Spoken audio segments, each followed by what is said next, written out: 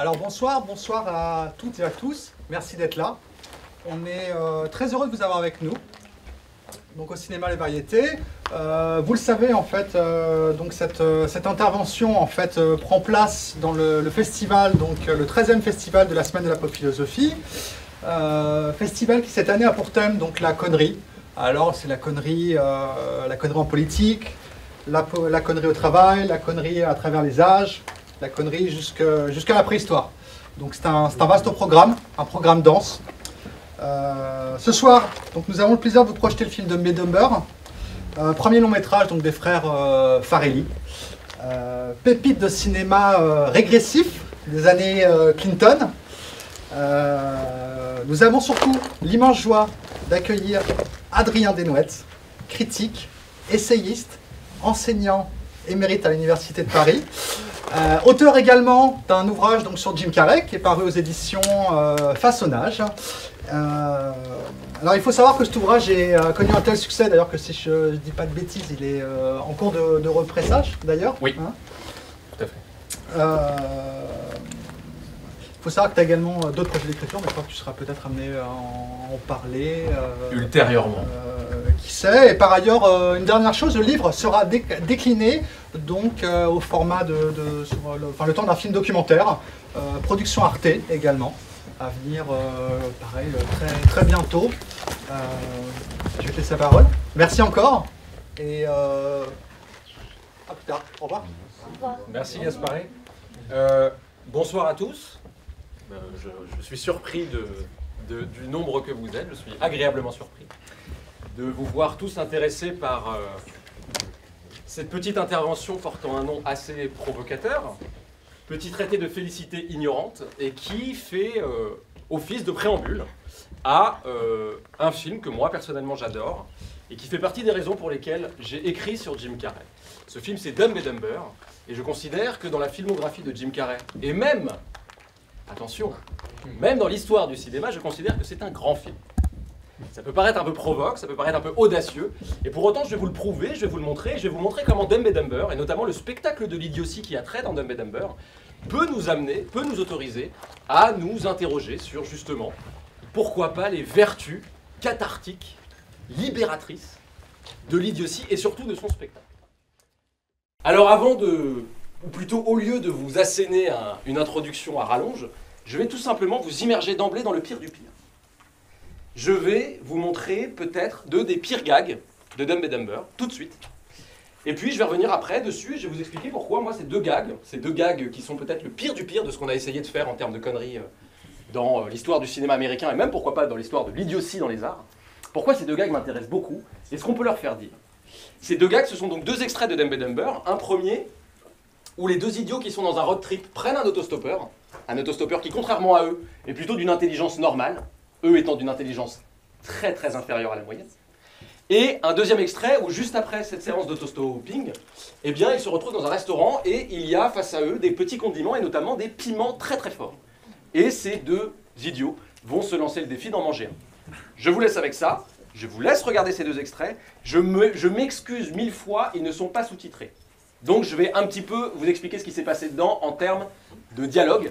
Mais il y en a un seul qui m'intéresse et je vous le pointe, c'est que dans le premier gag, quand ils sont dans la voiture, ce qui m'intéresse beaucoup, c'est quand Jim Carrey, le personnage de Jim Carrey, le brun, propose aux autres d'écouter le pire bruit du monde.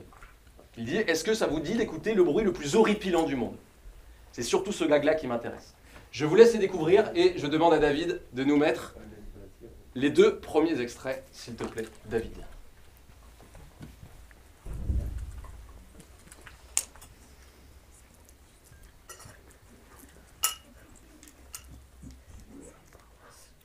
You want an atomic pepper, Mr. Manolino?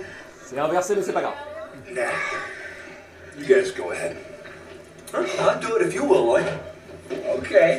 You go first. No, no, you go first. No, you go first. No, you go first. No, you go first. I always go first. Yeah, I always never go. You guys both stop acting like a couple of pussies and go at the same time, huh?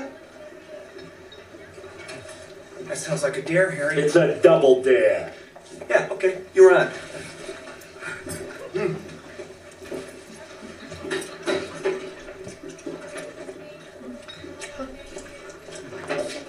so bad? Yeah.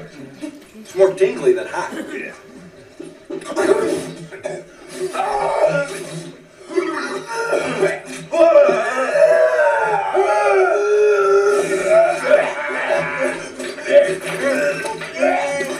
If you fellas excuse me, I gotta use the phone. Enjoy your meal, guys. This helps. That works good.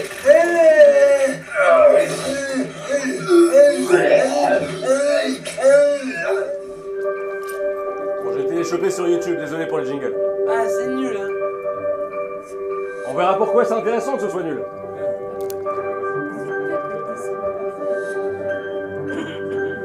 Ah.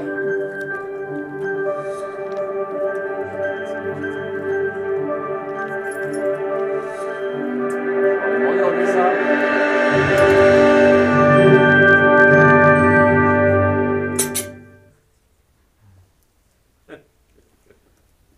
Et là, on va avoir le deuxième extrait qui arrive. Ils sont pas hyper rapides.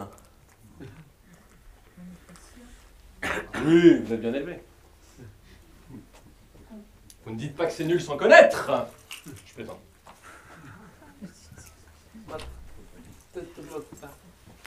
Je plaisante, madame. Mademoiselle.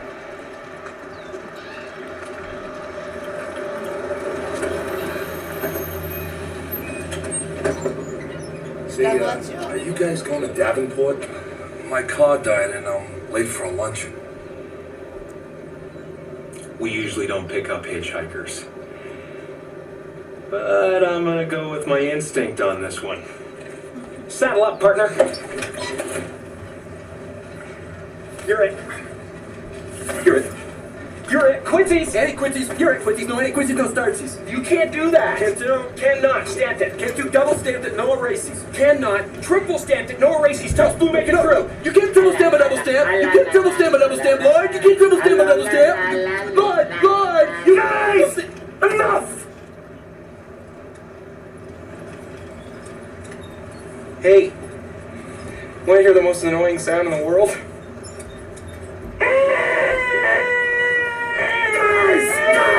Guys! Fellas, you think we could listen to the radio or something? Radio? Who needs a radio? Ready, Harry? Mock! Yeah! Ing! Yeah! Bird! Yeah! Yeah! Yeah! Mockingbird, don't everybody have you heard? She's gonna buy me a mockingbird.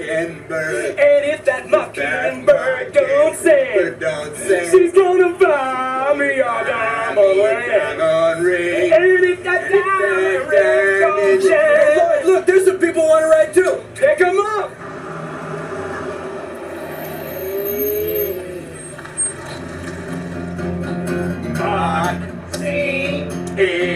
Sing, bird, sing.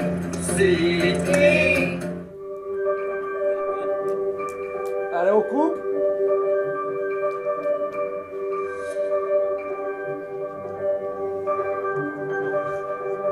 Non, on ne coupe pas.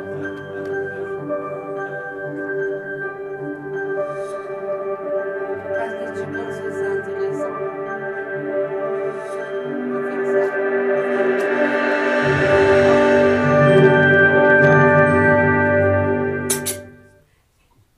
Cool. Merci. Bon, autant vous dire que je vous ai présenté la crème de la crème du spectacle de l'idiotie. Et d'ailleurs, ce film-là, qui s'appelle Dumb and Dumber, traduction débile et encore plus débile, ne prétend à rien d'autre que probablement proposer le spectacle le plus idiot jamais inventé pour le cinéma. Ce qu'on peut lui attribuer comme prix d'ailleurs.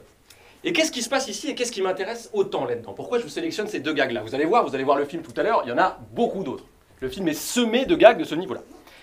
Mais pourquoi ces deux gags-là m'intéressent particulièrement? Parce que selon moi, ces deux gags-là nous renseignent sur le type d'idiotie dont on est en train de nous faire spectacle ici.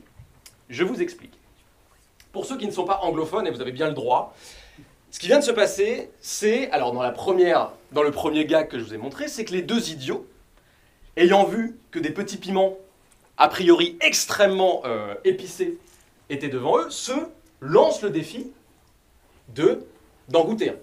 L'autre, qui est dans un rôle d'arbitre, et d'ailleurs dans un rôle d'arbitre agacé devant leur idiotie, leur dit bah, vous avez qu'à le faire tous les deux. Ils le font. Par goût du défi, ils se lancent, ils mangent des petits piments. Très bien. Le deuxième, qu'est-ce qui se passe? Il se passe quelque chose qui m'intéresse énormément à mettre en parallèle avec ce goût du défi des petits piments.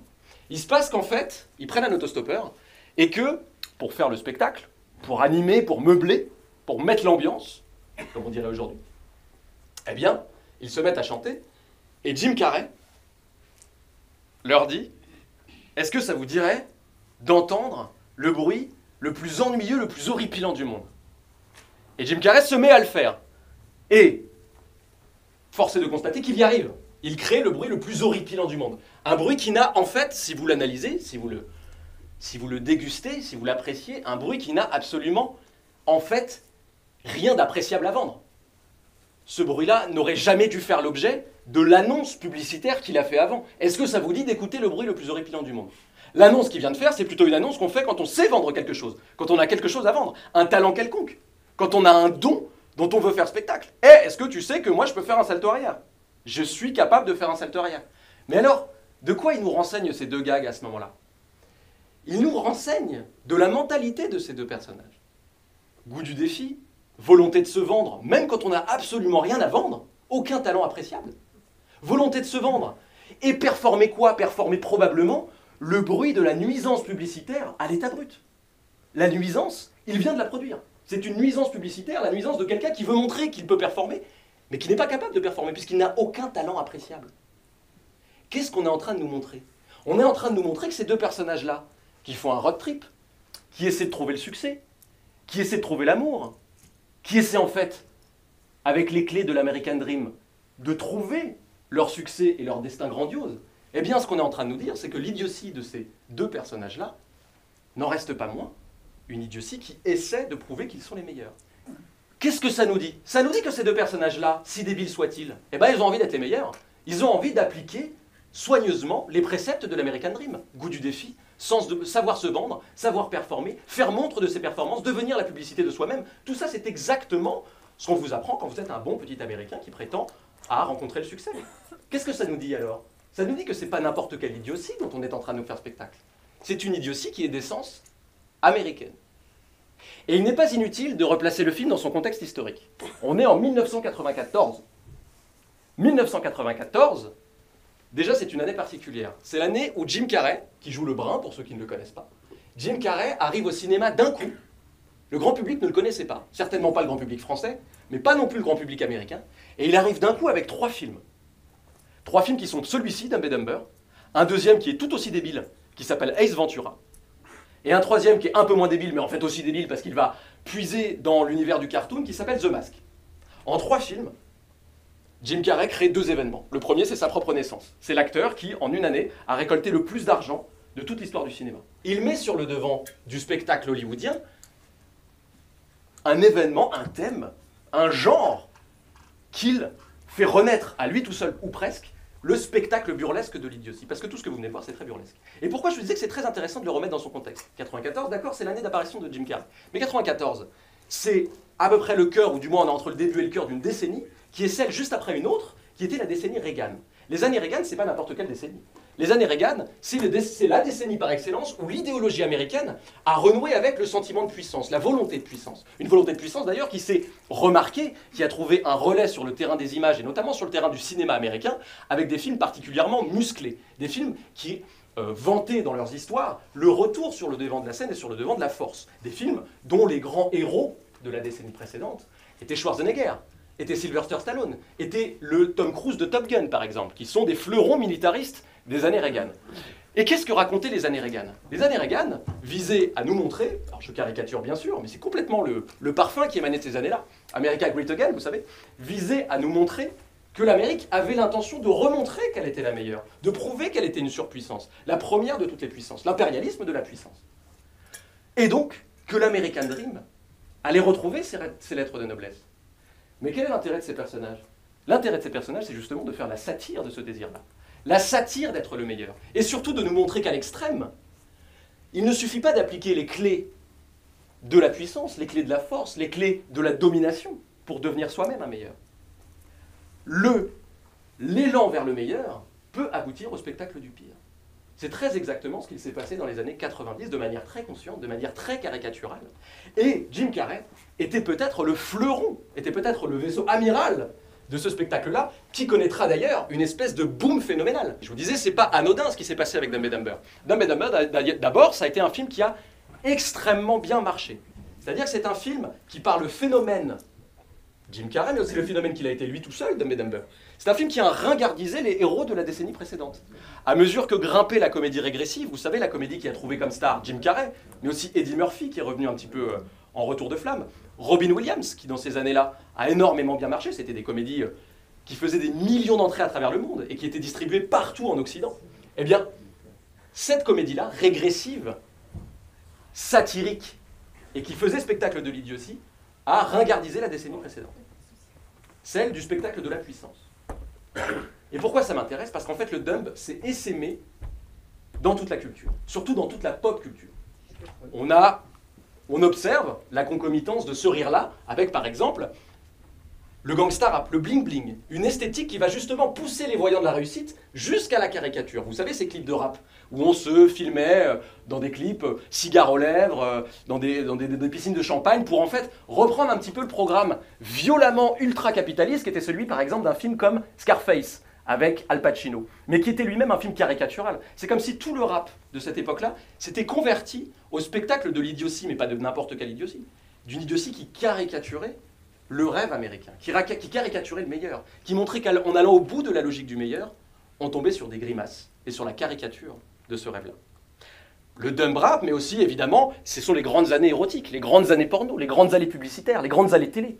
C'est l'hégémonie de la télé. Internet n'est pas encore là. Tout le monde est le vendeur de lui-même. La télé infuse ces stéréotypes, infuse ces modèles, infuse ces codes à tout un chacun. Tout le monde veut arriver à la télé. C'est la naissance de la télé-réalité, par exemple. On est dans un dumb rap. On est même dans le rock, par exemple, à un moment caricatural du rock. Le rock, volontairement, notamment en venant du métal, avec des styles tout à fait exagérés et outranciers, comme le brutal death metal, par exemple, eh bien, tous ces genres-là vont venir non pas simplement rendre radical des genres déjà existants, mais caricaturer une certaine forme de radicalité. On arrive à une espèce de pop culture qui fait de l'hyperbole et de l'excroissance et de l'excès sa norme. Mais pourquoi? Évidemment, pour pousser tous les voyants de la décennie précédente dans la caricature, les faire tomber dans le pire, le meilleur aboutissant au pire. Mais alors, ce qui est très intéressant, c'est que ça, forcément, c'est un vrai phénomène à l'époque. Si bien que comme tout phénomène, par exemple, c'est concomitant, c'est contemporain de l'explosion de l'ultra-violence dans le cinéma, c'est contemporain de Paul Verhoeven, des films de Paul Verhoeven, du gore, c'est contemporain du trash, c'est contemporain du jeu vidéo. Et avec le gore, l'ultra-violence, le trash, l'hyper-débilité, toute cette inflation du pire et de l'excès, eh bien arrivent des questions morales. L'ordre moral se remet en marche. Mais est-ce que, comme le jeu vidéo pourrait rendre nos enfants ultra-violents, pourrait les pousser à des tueries de masse, ou pourrait les pousser à la violence, est-ce que, bien sûr je suis d'accord avec vous, est-ce que cette idiotie-là ne nous rendrait-elle pas plus cons? Est-ce que cette idiotie-là, ce spectacle-là que l'on aime bien, ne serait pas à l'origine de l'abrutissement de la société américaine, mais pourquoi pas de l'abrutissement propagandiste de toutes les sociétés qui ont affaire à Dumb and Dumber et Jim Carrey? Est-ce que cette idiotie-là ne serait pas la responsable de notre abrutissement? Est-ce qu'elle n'aurait pas vocation à nous faire régresser mentalement jusqu'à la passivité consumériste? Ce sont des questions qui se sont posées, exactement comme on s'est posé les mêmes questions à propos de la pornographie, et on continue de se les poser sur l'ultra-violence ou sur le jeu vidéo. On s'est posé la question sur la débilité, sur l'idiotie. Et d'ailleurs, cette question est même revenue. Est-ce un hasard si le pays ayant créé Dumb and Dumber a fait surgir en 2016 son incarnation la plus tangible et la plus cartoonesque à travers le président américain, peut-être le pire et peut-être le plus débile qui n'ait jamais été élu, Dumb and Dumber? Est-ce si hasardeux que la nation, la culture, ayant produit à la fois Dumb and Dumber, Est-ce si hasardeux qu'elle ait produit aussi Dumb and Dumber? Pardon, excusez-moi, voilà. Est-ce si hasardeux qu'elle ait produit aussi Donald Trump? C'est une question qui s'est posée. Les Américains sont de toute façon complètement cons, ils ne consomment que de la débilité, que de la connerie, c'est bien normal qu'ils finissent par élire Donald Trump. L'hypothèse est séduisante. Hélas, C'est pas vrai. hélas, hélas, hélas, je suis totalement d'accord avec vous, elle n'est pas vraie, elle ne passerait pas l'épreuve des faits, cette hypothèse. Parce que qu'est-ce qu'on constate entre 2016, élection de Donald Trump, et 1994, surgissement brillantissime d'une culture de l'idiotie qui s'amuse d'elle-même? Qu'est-ce qu'on constate entre les deux? Eh bien, je vous le dis, on constate une désertion de l'idiotie sur les grands écrans. On constate une disparition, plus grave encore selon moi, en tout cas. Moi qui suis critique de cinéma et qui aime tous les cinémas et qui aime aussi la comédie. On constate une disparition totale de la comédie populaire dans le cinéma américain. Au cours des années 2000, et 2010, qu'est-ce qu'il s'est passé? Des téléphones ont sonné dans les salles. Des personnes interviennent de manière impromptue. Mais c'est pas grave. Au cours des années 2000 et 2010, on est devenu aussi plus tolérant avec ce genre d'aléatoire. Et qu'est-ce qui se C'est un passe? chirurgien. Et qu'est-ce qui se passe? Il se passe qu'au cours des années 2000 et 2010, d'autres personnages, d'autres personnels de cinéma vont prendre le dessus, vont réinstaller un autre type de spectacle. Plus le spectacle de la régression cathartique, plus le spectacle de l'idiotie, mais au contraire, le retour de la puissance. Je vais vous poser une question très simple. Quel est le cinéma populaire américain qui marche le plus depuis 20 ans? Qui marche le mieux commercialement? Oui, ah, la jeunesse, j'en étais sûr. Bah, la science-fiction. La science-fiction, mais regarde, t'as été aidé par quelqu'un derrière toi. Elle a dit Marvel, donc c'est quoi? Quel type de super-héros? Ah bah voilà. Quel type de personnage revient en force à partir du début des années 2000? Par exemple, Les super-héros. Par exemple, Spider-Man. je vais vous donner un... Voilà, mais très bien. Je vais vous donner un exemple très précis. Le retour de Marvel, le grand retour économique de Marvel, c'est X-Men 2000. Le film qui a fait le plus d'entrées au monde, et qui a même dépassé Titanic et Avatar, tout dernièrement, c'est Avengers Endgame, qui est lui-même le résultat d'un lent processus d'hégémonie commerciale qui ne s'est pas contenté d'écraser la concurrence, mais qui l'a absorbée. En fait, qu'est-ce qui s'est passé? Et c'est ce que j'observe d'ailleurs, et ce que je raconte dans mon livre. Qu'est-ce qui s'est passé? Il s'est passé que Marvel, DC Comics, tous les super-héros, qui sont en fait les bras armés d'un retour du spectacle de la puissance, eh bien tous ces personnages-là ne se sont pas contentés d'exister à côté de la comédie, ils l'ont cannibalisé, ils l'ont mangé. Et comment ils l'ont mangé? Je vais vous donner un film très très cohérent, très simple, qui va montrer à quel point le super-héros a changé d'état d'esprit. Je vais vous donner un film que vous avez probablement vu, c'est Iron Man 1. Est-ce que certains ont vu Iron Man 1? Iron Man 1, c'est le top départ de ce qu'on appelle le Marvel Cinematic Universe. Très compliqué, mais en gros, c'est le moment où Marvel décide de prévoir plein de films sur 10 ans pour faire un univers entier qui aboutirait à un grand florilège qui a été Avengers Endgame et qui a d'ailleurs marché commercialement. C'est le record d'entrée dans le monde. Le tout premier film de cet univers, c'est Iron Man 1. Et Iron Man 1 finissait sur un gag qui ringardisait Batman. Batman, c'est quoi? C'est le justicier masqué. Le justicier qui ne veut pas qu'on sache que c'est Bruce Wayne. Autrement dit, le spectacle justicier un peu honteux. Iron Man, à la fin, c'est exactement pareil. Iron Man, c'est un milliardaire qui est comme Bruce Wayne, mais qui lui, à la fin, tout le monde le suspecte d'être le super-héros. Et il fait une conférence de presse, exactement comme Bruce Wayne dirait « je ne suis pas le super-héros ». Il fait une conférence de presse et il dit « je suis Iron Man ». Et il part. Fin du film, gag, tout le monde rigole dans la salle, et d'ailleurs, excellent gag. Cet acteur-là est joué par Robert Downey Jr. Robert Downey Jr. qui a pour particularité non seulement d'être un beau gosse, non seulement d'être crédible en super-héros, mais d'être aussi un acteur parfaitement compétent en comédie. Et pourquoi on a recruté Robert Downey Jr. Eh bien, on a recruté Robert Downey Jr. parce qu'il fallait à la fois un acteur crédible dans le spectacle de la force, mais aussi crédible dans celui de la comédie. Pourquoi? Pour annuler la nécessité d'une satire. Pour avaler d'avance la moquerie qui pourrait être faite de tous ces super-héros qui, mine de rien, réinstallent le spectacle de la puissance américaine. Le nouveau super-héros Marvel, s'il est plein d'ironie, s'il vous fait plein de blagues, c'est pour qu'en fait vous n'ayez plus besoin du Jim Carrey. C'est pour qu'en fait vous n'ayez plus besoin du spectacle de l'idiotie. C'est pour que vous ne puissiez plus vous moquer de lui, puisqu'il l'a déjà fait de lui-même. C'est ça, le nouveau super-héros. Et qu'est-ce qui s'est passé très concrètement? Depuis 2012, je vous le dis, depuis 2012 et Very Bad Trip 3, aucune comédie populaire ne s'est invitée dans le top 100 du box-office américain.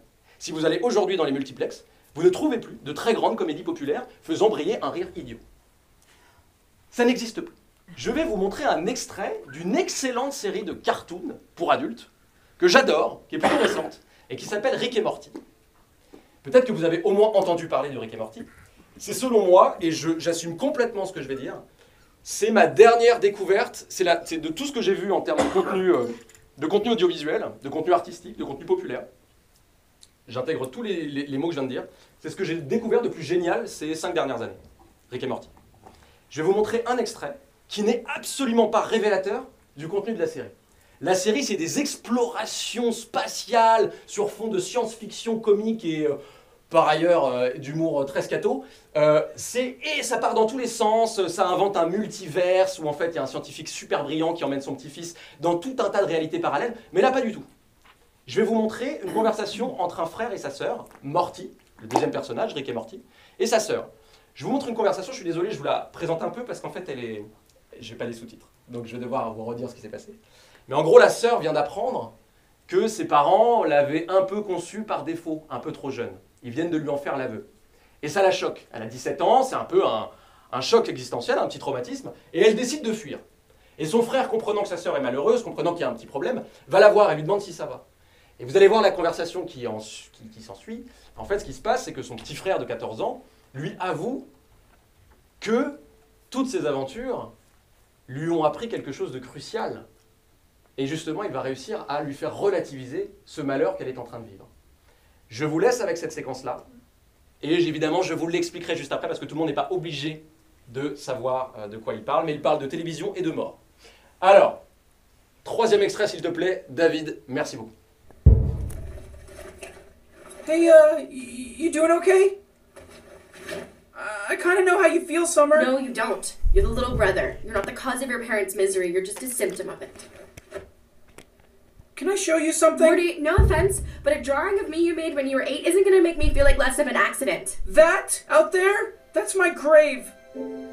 Wait, what? On one of our adventures, Rick and I basically destroyed the whole world. So we bailed on that reality and we came to this one. Because in this one, the world wasn't destroyed. And in this one, we were dead. So we came here and we buried ourselves and we took their place. And every morning, Summer, I eat breakfast 20 yards away from my own rotting corpse. So, you're not my brother? I'm better than your brother. I'm a version of your brother you can trust when he says don't run. Nobody exists on purpose. Nobody belongs anywhere. Everybody's gonna die. Come watch TV. C'est évidemment ces 2 dernières phrases qui m'intéressent. Tout le monde va mourir. Viens regarder la télé. Je traduis, elle vient d'apprendre, elle est sous le choc qu'elle vient d'apprendre qu'elle n'a pas forcément été désirée. Son frère lui dit, attends, ça va, tranquille. Elle lui dit, mais non, mais toi, t'étais plus désiré que moi. Et il lui dit, écoute, faut que je t'avoue quelque chose. Je ne suis pas ton frère. Je suis une version de ton frère qui a connu dans un univers parallèle un grand drame qui a fait exploser sa planète. Et je suis venu dans ton univers où, en fait, ton grand-père et moi, de ton univers, sont morts, on s'est enterrés. Et tous les matins, je mange mon petit-déj à côté de ma propre dépouille. Donc, crois-moi, au bout du compte, il nous arrive pas grand-chose. Viens regarder la télé, ça vaut mieux. En substance, c'est ce qui s'est passé. Et en substance, c'est ce que je trouve brillantissime dans cette série. Parce que là se cache le noyau atomique, le cœur de la morale de Rick et Morty. Le cœur, j'ai presque envie de dire, et je suis désolé que madame soit partie, mais le cœur de sa philosophie à Rick et Morty. Je vais vous expliquer. Pourquoi ici, dans cet échange aussi anodin, se cache ce qui s'est probablement passé pour moi de plus philosophique dans une œuvre de pop culture dernièrement. En fait, ce qu'est en train de nous dire Morty, personnage de 14 ans, c'est que tout ce qu'il a vécu, et il en a vécu des choses, Morty. Morty, en fait, c'est un personnage tout à fait moyen. Il n'a rien de génial. Il n'a rien de brillantissime. Par contre, il a un grand-père qui vit dans son garage. Il a une famille normale, papa, maman, une sœur et son 2 enfants, et un grand-père. Mais ce grand-père n'a rien de normal. Ce grand-père est d'une intelligence à peu près 18 fois supérieure à Albert Einstein. Si bien que il a créé une machine, une espèce de porte à passer des univers, le temps, l'espace, qui lui permet de voyager dans ce qu'il appelle le multiverse, c'est-à-dire toutes les réalités parallèles, et elles sont une infinité, dans lesquelles on peut trouver son double, trouver un monde dans lequel tout le monde a une tête de fourmi, enfin bref, une infinité d'univers possibles, ce qui donne à la série une espèce de touche extrêmement exploratrice et palpitante. Sauf que le cœur de la morale de toute la série se cache là, dans cet échange. Parce qu'il y a quelque chose que je n'ai pas dit sur ce grand-père, qui est brillantissime, qui est génial, qui est le meilleur des meilleurs, non pas seulement des scientifiques humains, mais le meilleur des meilleurs des scientifiques de la galaxie. Si bien que des troupes fascistes, néo-fascistes, des Dark Vador du monde entier essaient de le capturer lui pour avoir sa science. C'est le meilleur des meilleurs, son grand-père. Le plus intelligent, le plus brillant, le plus génial de tous les Américains, et même de l'univers. Mais il y a quelque chose que je ne vous ai pas dit, c'est que son grand-père, il est aussi alcoolique, et il est dépressif. Il n'arrête pas de rôter, de se chier dessus, et de faire des orgies qui aboutissent à des grosses dépressions. J'exagère pas, c'est ce qui se passe dans la série. C'est une série pour adultes. Et qu'est-ce que ça nous raconte? Ça nous raconte qu'ici, Morty, ce petit personnage de 14 ans qui est sage de toutes ses expériences exceptionnelles, eh bien, il est en train de nous dire quelque chose de très intéressant. Il est en train de lui dire quelque chose d'extrêmement puissant à sa sœur, en fait. Il est en train de lui dire, crois-moi, moi j'en ai vécu des choses exceptionnelles. Je vis même à côté de la personne la plus brillante du monde qui m'embarque dans toutes ses aventures. Mais cette personne n'est pas heureuse pour autant. Tu es malheureuse, mais ce n'est pas cette personne qui est la plus heureuse du monde. Son intelligence, le fait qu'il soit le meilleur, ne le rend pas le plus heureux du monde. Sous-entendu, et c'est la grande leçon de morale de Rick et Morty, l'intelligence ne fait pas le bonheur. Bien au contraire. La fuite en avant dans l'intelligence, dans l'invention et dans l'exploration de ses capacités humaines les plus brillantes ne fera pas de vous les gens les plus heureux. Preuve en est de ce grand-père, qui est le plus brillant de toute l'invention, de toute l'histoire de la création artistique, humaine, tout ce que vous voulez, et qui est le plus dépressif. L'intelligence ne fera pas ton bonheur.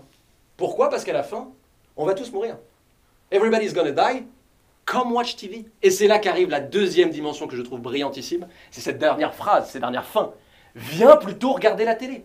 Sous-entendu, la vraie sagesse, c'est pas de rechercher l'intelligence. La vraie sagesse, c'est de savoir que l'intelligence ne te soulagera jamais du sentiment d'absurdité du monde. Le monde est absurde, et nous sommes dans une condition, nous les êtres humains, la plus absurde du règne animal. Nous sommes les seules créatures vivantes qui, à 7 ans à peu près, avons conscience de la fin de l'histoire. On sait très bien comment ça se passe, et on doit quand même vivre. C'est ce qu'a appris en accéléré et en amplifié ce petit personnage. Et qu'est-ce qu'il est en train de dire à sa sœur? Viens regarder la télé. Sous-entendu, tu ne trouveras rien de mieux à faire dans ta vie que de regarder la télé et de te divertir avec moi. Sous-entendu encore, et c'est un peu méta, viens regarder Rick et Morty. Rick et Morty contient probablement le spectacle le plus soulageant pour l'humanité. Le spectacle qui la délaisse, qui la soulage de ce poids, qui la libère par le rire, de ce poids qui est sa propre bêtise, de ce poids qui est l'impossibilité d'accéder au bonheur en courant et en essayant d'accroître son intelligence. L'intelligence est l'inverse de la bêtise. Ça n'est pas ce qui vous conduira au bonheur. C'est très précisément ce qui est en train de nous apprendre Rick et Morty. Et c'est d'autant plus intéressant que toute la série, bien sûr, fait côtoyer les extrêmes, le meilleur et le pire. L'hyperscience, les univers parallèles, et l'hyperdépression, se chier dessus tous les matins. Je n'ai rien contre les gens qui se chient dessus, ça m'arrivera aussi. Hein. Mais je veux dire, c'est faire se côtoyer le pire, faire aboutir le meilleur à cet épicurisme télévisuel qui consiste à dire « Viens regarder Rick et Morty, car probablement que le spectacle le plus cathartique jamais inventé par notre culture à nous, les Américains, c'est probablement le spectacle de l'idiotie. Qu'y a-t-il de plus soulageant que ce spectacle-là? Qu'y a-t-il de plus libérateur que ce rire intelligent, ô combien intelligent, qui est celui de Rick et Morty? C'est ce que j'appelle la félicité ignorante, et même l'apologie de la félicité ignorante. Plusieurs fois dans la série, le film, la série et puis le cartoon, et en fait, si vous reprenez le focus sur tout l'univers et tout le spectacle de l'idiotie américaine, vous constaterez qu'on en arrive toujours exactement à la même finalité. Dumb and Dumber, que vous allez découvrir ou redécouvrir par exemple, si le film n'avait pas été là, je vous aurais montré la fin. Et je ne vais pas vous la raconter, mais c'est une fin qui raconte exactement la même chose que celle des temps modernes de Charlie Chaplin. C'est une fin qui met nos deux personnages, qui évidemment ont échoué, puisqu'ils sont les pires du pire. Ils ont échoué, ils ont complètement barboté dans leur idiotie, ce qui a ruiné toute leur velléité d'être les meilleurs. Et puis ils se retrouvent sur une route. Et puis là, une opportunité apparaît. Une vraie opportunité. L'opportunité de réussir pour de vrai. Je ne vous en dis pas plus, mais évidemment, il la manque. Et ça fait un double gag. Excellent double gag. Double gag, redoublé en plus, vous le verrez, par cette idée sublime, que juste avant que cette opportunité arrive, le personnage de Jim Carrey dit « Quand est-ce qu'on va pouvoir saisir notre opportunité. Catch a break. Les clés de la réussite. To catch a break. Et il ne sait pas les appliquer. Il a la clé, mais il ne trouve jamais la serrure. Et pour autant, vous allez voir, c'est un film éminemment réconfortant. Pourquoi? Parce qu'il reste avec son camarade, et ils vont jouer à chat, et ils vont continuer de marcher sur une route qui ne les mènera probablement jamais à la réussite, probablement jamais à être les meilleurs, probablement jamais à même élever leurs conditions, mais qui ne les rendra pas moins heureux pour autant, puisque leur vrai trésor, à ces deux personnages que vous allez découvrir, ça n'est évidemment pas la mallette de millions de dollars qu'ils vont trouver, ça n'est pas l'amour qu'ils ne trouveront jamais. Leur vrai trésor, c'est quoi? C'est leur amitié, bien sûr. Come watch TV, viens regarder la télé avec moi. Viens regarder la télé avec ton frère. Viens regarder Rick et Morty. Tu verras. Et d'ailleurs, je vous le dis, cette sagesse-là, cette vraie sagesse de savoir que l'intelligence ne mène pas au bonheur et que l'intelligence ne vous réconfortera pas face à l'absurdité du monde et l'absurdité de notre condition à nous. Eh bien, cette sagesse-là, je peux vous dire qu'on la prend un peu de haut. Et on la prend tellement de haut qu'on ne se rend pas compte que ceux qui regardent le plus Rick et Morty, et peut-être que ceux qui infusent le plus de cette sagesse-là, c'est la jeunesse. Le public de Rick et Morty, ce sont les adolescents. Et moi, ce qui m'amuse, c'est qu'en ce moment, on a de grands débats dans le milieu du cinéma, par exemple, au CNC. Le CNC a demandé des missions, a lancé des requêtes à toutes les salles pour proposer des programmations pour attirer les adolescents. Mais qu'est-ce qu'ils regardent, les adolescents? Et je parle sous le contrôle des vrais adolescents qui sont là. Il y en a deux, là. Qu'est-ce qu'ils regardent, les adolescents? Vous me direz si j'ai tort. Ils regardent Rick et Morty, ils regardent du manga, et ils jouent aux jeux vidéo. Est-ce grave de se distraire, de se divertir, de cultiver, de manière très sage, les goûts qui font passer le temps et qui peut-être, plus ou moins accidentellement, nous feront accéder à ce type de morale, à ce type de sagesse. La sagesse que l'intelligence ne vous mènera peut-être pas au bonheur, mais peut-être qu'en vous adonnant à des plaisirs réconfortants, peut-être qu'en vous adonnant à des divertissements qui, en un sens, vous font décompresser de vos journées un petit peu tendues, eh bien peut-être qu'incidemment, vous tomberez sur un Rick et Morty. Peut-être qu'incidemment, vous tomberez sur un Dumb et Dumber. Et peut-être même qu'un jour, vous serez assez fou pour que le petit garçon qui avait vu Dumb et Dumber et qu'on avait été traumatisé dans les années 90 finisse par en faire un livre. Et finisse par dire, il y a peut-être quelque chose d'intéressant là-dedans. Il y a peut-être quelque chose d'un peu plus secrètement sage que ce que le spectacle du pire me promettait. Et peut-être même qu'il fallait un peu de bêtise pour finir par raconter cette histoire qui n'intéressait personne. Personne n'avait jamais écrit sur Jim Carrey, personne n'avait écrit très peu écrivent sur l'idiotie, au cinéma en tout cas. Le spectacle populaire, l'idiotie régressive, la comédie populaire n'est pas très documentée dans les essais critiques français et nulle part ailleurs, puisque de toute façon la critique est principalement française. Personne n'écrit là-dessus. Mais peut-être qu'il fallait un tout petit peu d'inconséquence, peut-être qu'il fallait un tout petit peu baisser les barrières de la pudeur intellectuelle pour se dire, bah oui, je vais décrire ce qui me plaît. Vous voyez ce que je veux dire? Ça n'est pas si grave de se faire du bien devant des contenus débiles. L'important, c'est d'avoir le recul suffisant.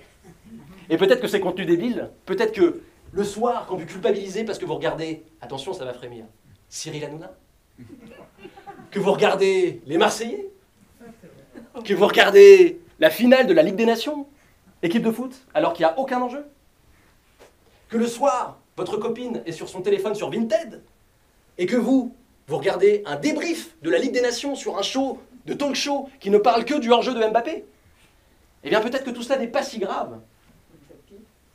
Et peut-être que tout cela nous conduira à terme vers à prendre de plus en plus de recul.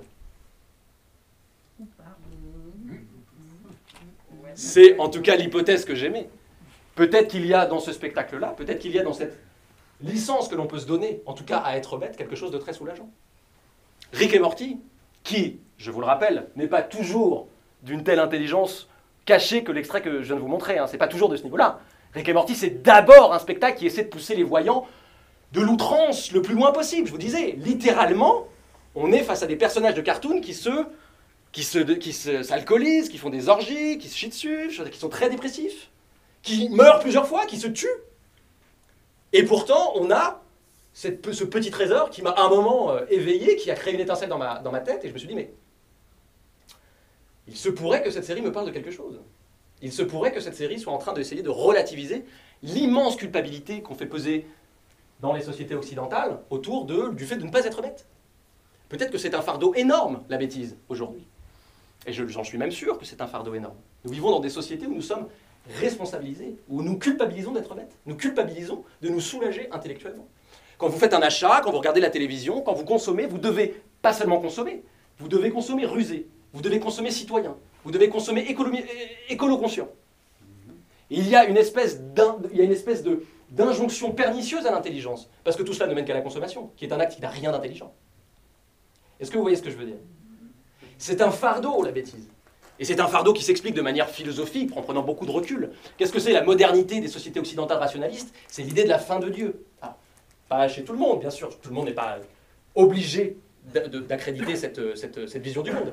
Mais il se trouve que les sociétés occidentales rationalistes ont mis Dieu de côté, et donc le Créateur, pour confier ce pouvoir, cette puissance, à l'homme. Mais c'est une énorme responsabilité. Qui ici, et je m'inclus dans vous là, qui peut ici prétendre être intelligent plus de 3 minutes dans une journée? Ou ne pas être bête plus de 3 minutes dans une journée? Pas moi.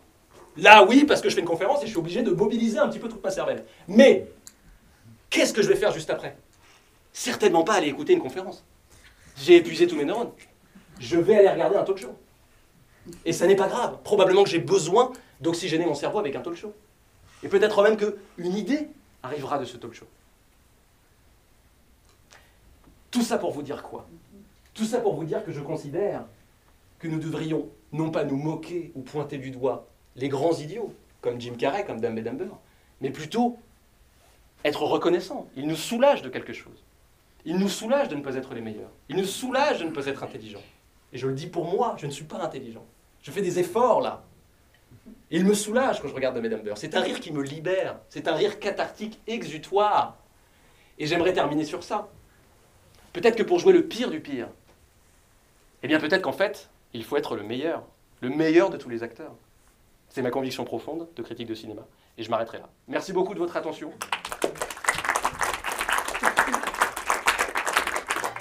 Très bon Dumb and Dumber.